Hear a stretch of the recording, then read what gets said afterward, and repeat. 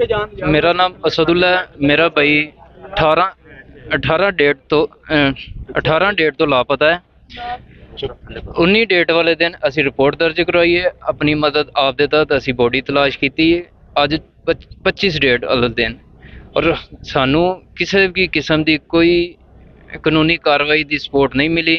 जो भी काम किया है असी अपनी मदद आप दे तहत किया है। अपने दोस्तों के नाल मैं मिल के किया है। मेरे दोस्तों ने मेरी हैल्प की, उनकी वजह तो होया।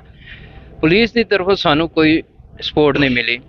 उस तो अलावा मेरा भाई गया है इतों चूनिया गया है, उतों वापस आ रहा सी, उतों अगवा होया। अगवा होने तो बाद उन्हें तशद्दद किया गया है। बॉडी की हालत देखते हुए तशद्दद तो बाद उनका कतल किया गया। उस तो बाद उन्होंने नहर च फेंक दिता गया।